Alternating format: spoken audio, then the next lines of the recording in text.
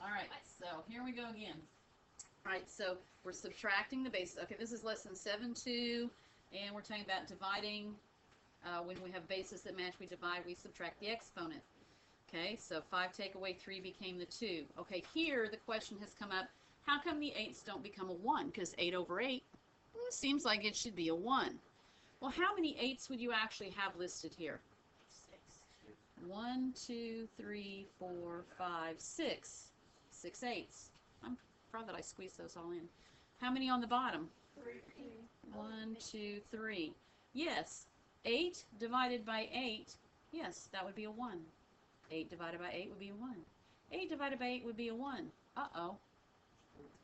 I have some leftovers, so I can't really divide the 8 by the 8. Okay? So we're going to do what the rules say. We're going to say the top exponent minus the bottom exponent. So my base is 8, and I have a 6 minus 3, which leaves me with 8 to the third power, which if I plunk that sucker into the calculator, 512. And notice I did have 8 to the third. I had 3 8s left over, didn't I? 8 times 8 times 8 is 8 to the third. Okay? That's a really good question, though. A really good question. All right, on try it B there. X to the 9 minus, or divided by x to the 8 becomes x to the 9 minus 8 equals x to the first power. Do you have to put the 1? No. Is it okay to put the 1? Absolutely. Okay, so don't ever worry about whether you should or shouldn't have a 1. It's optional. All right. The next 3 examples are just rerun reviews of what we did over the last couple of days, just the real simplified version. Right, Gus? Yes, ma'am. Be quiet back there. Pay attention. Okay? Thank you. All right. On the try it. This is a power to a power, so what's going to happen? I'm going to multiply those exponents together, and my final answer would be x to the positive 24. On the next one, product to a power. They're calling this a product because I have more than one item. So these two are multiplied together. So this is a power to a power, stays in the sky. 18 and y to the 6. All you have to do is multiply. The next one's a review of a fraction raised to a power. So x to the 4th raised to the 2nd becomes x to the 8 over y to the 6th. Very good. All right. Now we're getting into the meat of today's assignment. We're going to start out with something that has an exponent of 0.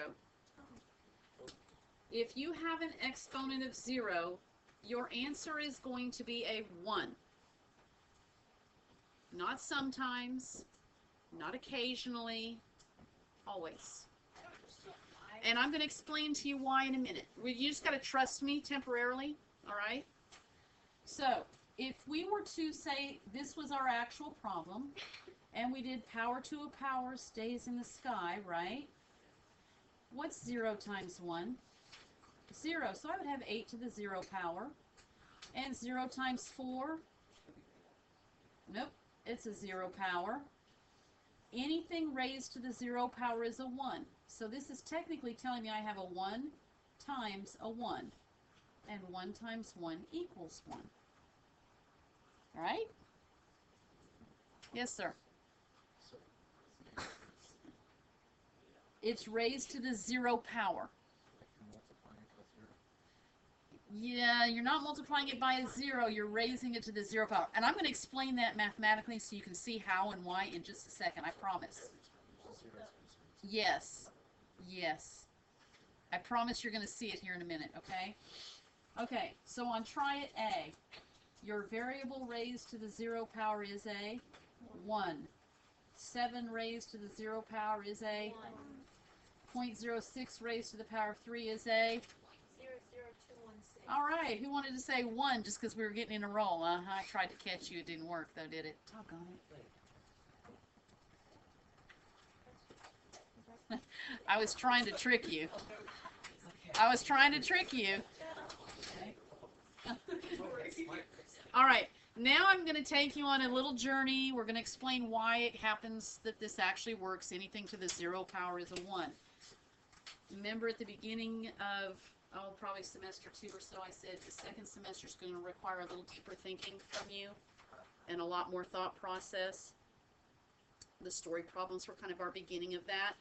This is where I need you to really kind of look at stuff and think about it for a little bit. Don't expect a quick answer on this example. Think your way through this and you'll understand it better. We've been dealing with exponents. So if I had 3 to the 3rd power, what number would that create? Okay. If I have 3 now raised to 1 less power, I would make a, and if I went down 1 more power, I would get a 3. I need us to figure out, I need you to figure out and think, every time I've lowered my exponent by 1, my number has gotten smaller, my result has gotten smaller, but how? What happened to make it smaller? Okay, I'm dividing by 3 each time. 3 happens to be the base that I've chosen to use, okay? So let's look at this.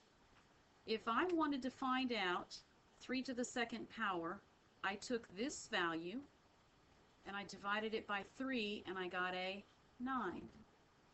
So, yeah, to go up you can, okay? So now, if I divide this by a 3, I'm going 1 less power, and I get a 3. And then once you divide by 3 again, Ah, so now if I decide to reduce my power 1 more time, and I divide by a 3, you see I get the answer 1. That kind of blows my mind in a way, though, doesn't it? It's kind of interesting. It's kind of a cool, weird thing. I know, and that's why when someone just says, "Oh, it's a 0," or "Oh, it's a 1," you're like, "But why?" For me, mathematics, to understand it was like, why does this happen? I need to know why to understand it better. This is why. Okay? Now, I need to take you to a little bit deeper place than where we are now. Thank you. So now, I'm going to go to 3 to the negative 1. It'd be -3. No. Really? Shut up, David. Okay. Follow the same mathematical process. I had a 1. Divide that by 3. Right? 0.3333. We won't use it. We won't use a decimal. We'll So try it to would keep. be like that. It would be a 1/3 because I took the 1 and I divided it by the base of 3. It becomes a 1/3. Going down. And so 3 to the negative 2 would be a 1/9 Okay, that makes sense. And then divided by 3. keep dividing by 3. 1/3 divided by 3 is the same as multiplying by the reciprocal. So 1/3 times 1/3 is 1/9. So where does the negative? Yeah, what's the negative? It's the negative is on the exponent. It's not on the value. It's not on the number. It's on the exponent. What if we had a negative base number? Then it would just stay a negative base number. Okay? So it'd be 1/3 negative. Negative 1/3. Yeah. Okay?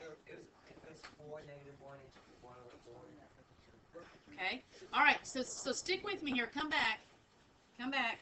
I need you to look at a broader picture now. Now that you kind of understand the mechanics behind it, now I need you to make some sort of analysis.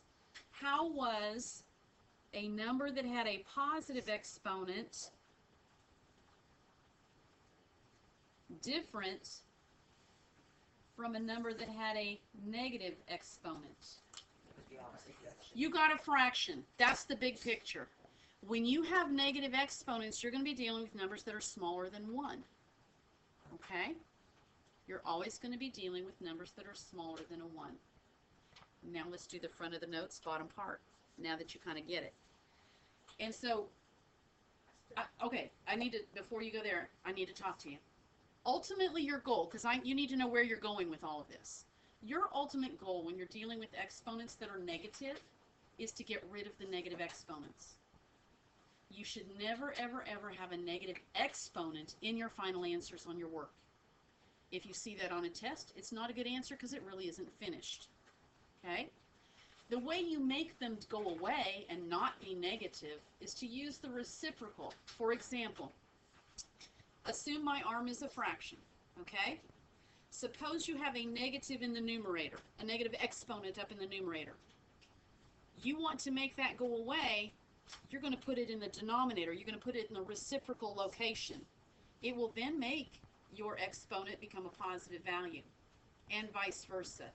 If your negative exponent is down in the basement in the denominator, and you need it to become positive, you'll move it upstairs to the numerator, and he'll be positive. And so this little explanation here on the bottom of the notes should help make it clear, or clearer. Once you start doing it, I promise you'll get it. It says the negative exponent indicates reciprocation. Reciprocation is the flipping, right? From one place to the other. And it says the exponent of the reciprocal becoming positive. You may want to think of it this way.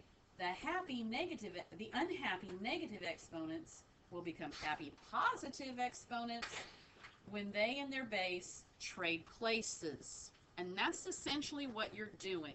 So look at this first example where it says 8 to the negative 2.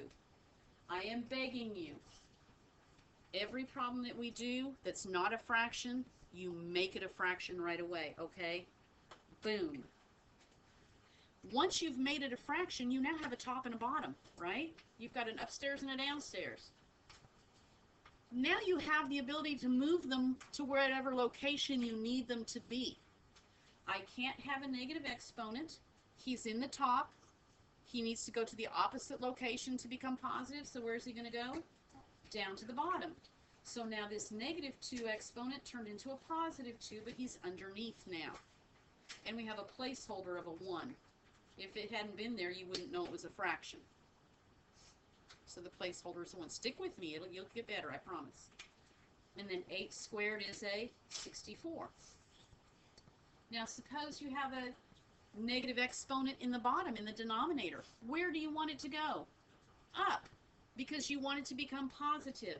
So if you were to remove this and raise it up to the top, notice the 4 was already there, and now the x to the third became positive. If you want to put a 1 in the bottom as a placeholder, that's fine. Just know that right now, it really isn't necessary because that would simplify back to this, right? Okay, we're going to do these try-its, and I promise by the time we get done with the rest of this worksheet, you'll get this, okay? All right. What's the first thing you need to do to this problem? Make it a fraction so you know that you have a top and a bottom. Where do you want this negative 2 to wind up? On the bottom, so it becomes positive, okay? So there's my fraction bar. He's going to drop to the bottom and become a positive exponent.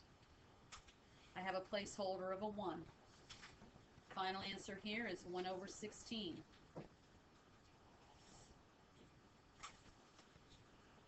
Try it B.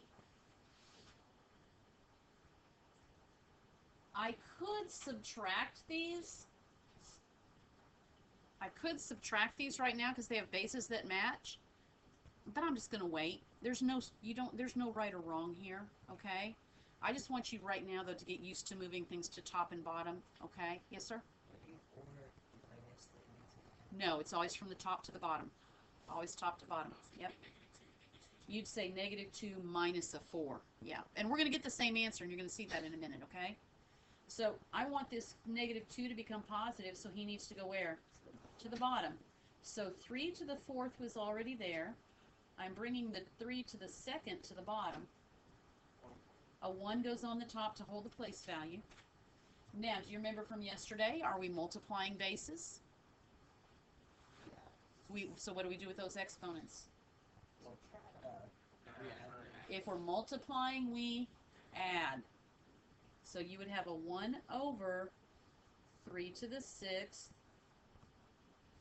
So your final answer would be 1 over 729? Okay. No, not really. I'm timesing them. I'm just showing that I'm multiplying these two problems together, so I have to add the exponents. Yes, sir, Tom. You subtracted?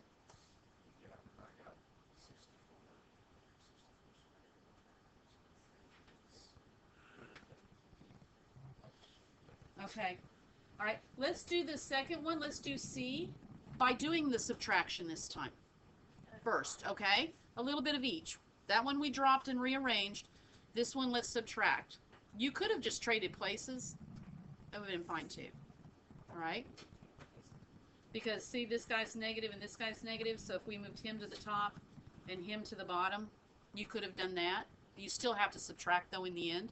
Let's try subtracting now since our bases match. Okay? So, once again, when you are doing this, I am begging you to build a fraction bar. Top to bottom on your fraction, I have a base of 3, and I have 3 to the negative 8 minus the negative 6.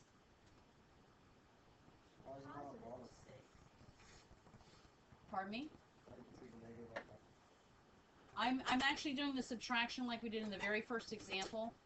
Remember how we had matching bases and we subtracted the exponents? So there's the 3, that's my base. Top exponent minus the bottom exponent. Okay? When we clean this up, though, we still get a 3, a negative 8, plus 6 leaves me with a negative 2. I can't have that. I can't have a negative exponent. So we have to drop it to the bottom and turn it into positive. So it's 1 over 3 squared, which is equal to 1 over 9.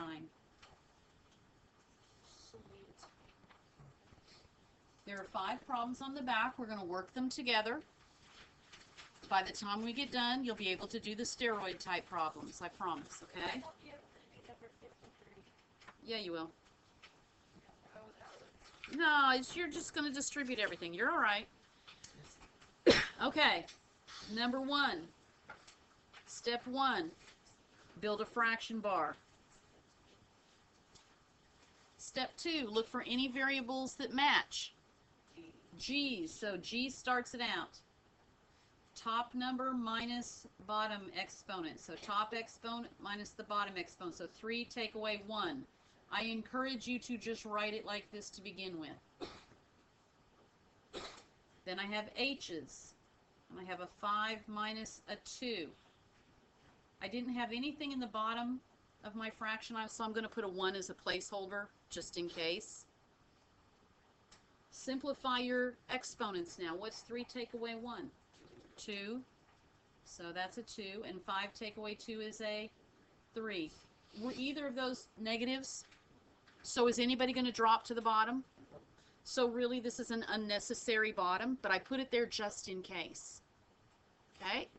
So your final answer would be G to the second, H to the third. If you feel that you want to have the 1 until the final end, that's fine. I don't care. I would accept either of these answers. Okay? On example 2, that's supposed to be a negative 2 on the outside exponent. It kind of got faded and cut off. So that's a negative 2. Okay, and since I have parentheses, you get a 1, you get a 1. Now we're going to distribute that negative 2. Negative 2 there, negative 2 there, negative 2 there. So I get 3 to the negative 2, p to the negative 6, and on the bottom, what's that going to happen? 7 to the negative 2. Alrighty. Man, we got a bunch of unhappy people. We got to trade everybody, don't we? Alright, so let's build our fraction bar and start moving people around. Who do you want to move first? 7, okay. So 7 to the negative 2's got to go up. He becomes 7 now to the positive 2. What next?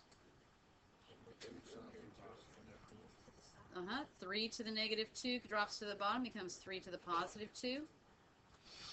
What about the p? P drops down too, and he goes down to p to the positive 6. Yes, truly. You're just moving everybody to the opposite. Yeah, you're making the reciprocal of them. Right? Now we just have to simplify our numbers. What is 7 to the second power? 49. Very good.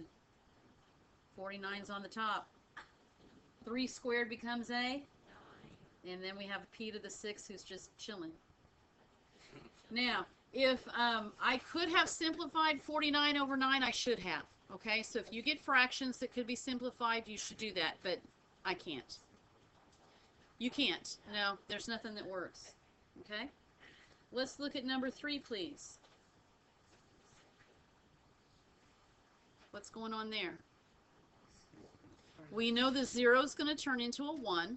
So y to the 0 truly becomes times 1. All these are being multiplied, right? So is times 1 going to change anything? So we can just really ignore him completely. Just be a snob. Ignore him, okay? So what I really do have, though, is x's that are matching bases. So there's my x. And I have 5 minus a 3. I'm putting a 1 just for a placeholder. And what would your final answer be on that particular problem? X to the second.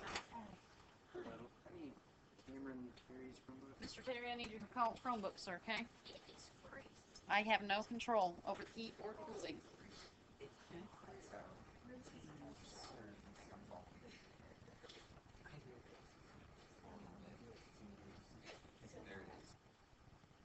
All right, start.